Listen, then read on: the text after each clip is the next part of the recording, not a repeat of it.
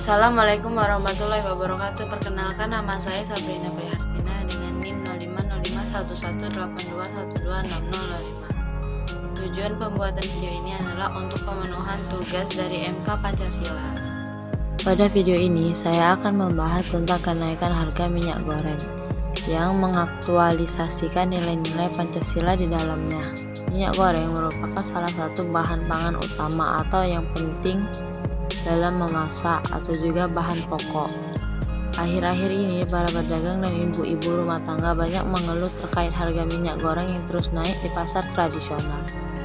Minyak goreng curah yang awalnya hanya dengan seharga 9.000 per kilogram naik menjadi 17.000 per kilogram.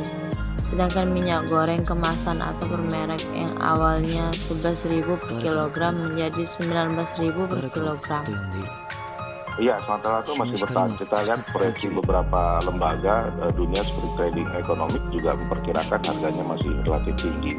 Kenapa tinggi? Pertama adalah karena permintaan dari beberapa negara, misalnya negara terutama Uni Eropa, Cina, dan beberapa negara lain terhadap produk kita juga meningkat karena mereka pulih.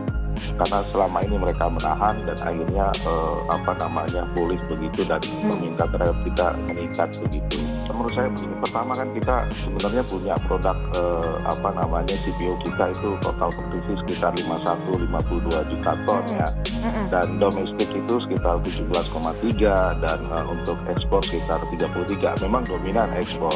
Nah, stok di kita yang dijaga itu sekitar 5,4 juta ton. Jadi masih ada ruang untuk menstabilkan dengan melepas ke pasar ya, melalui operasi pasar.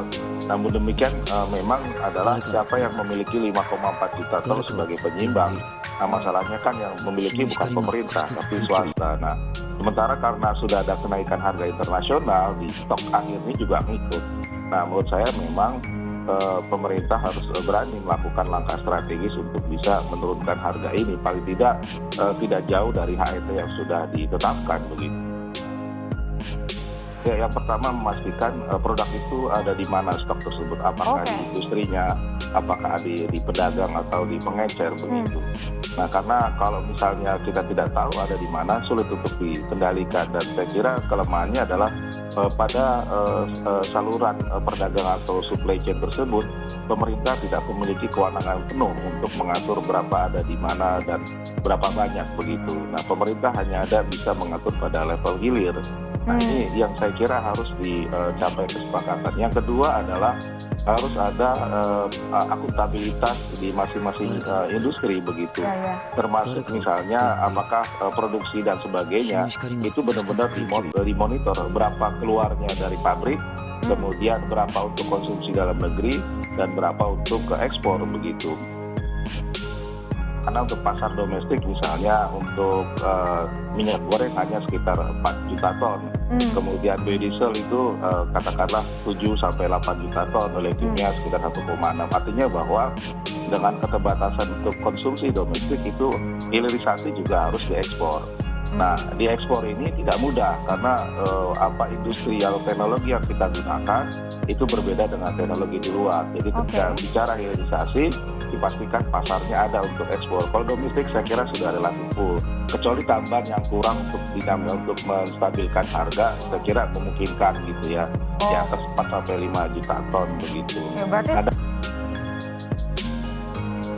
ya, yang saya kira begini, memang kalau lihat perkembangan harga minyak goreng curah maupun yang bermerek yang premium ya, maupun yang biasa, itu udah pertumbuhannya jauh lebih tinggi dibandingkan inflasi secara umum begitu ya. Misalnya curah sepanjang tahun bulanannya sampai awal tahun 2021 ya, Januari sampai 2011 ini, bukan 2001 udah di 2,32.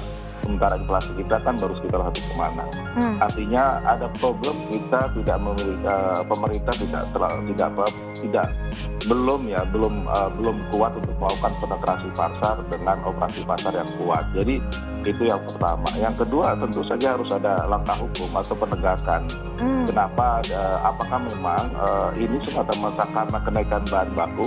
Karena biasanya ketika harga internasional naik, harga di TBS juga naik begitu. Nah, jangan sampai ternyata di harga TBS sebenarnya tidak terlalu tinggi, tapi harga di tingkat pasar tinggi. Nah, yang ngambil kan celahnya itu ada di industri. Nah, itu dipastikan bahwa harganya benar-benar harga keekonomian yang wajar begitu.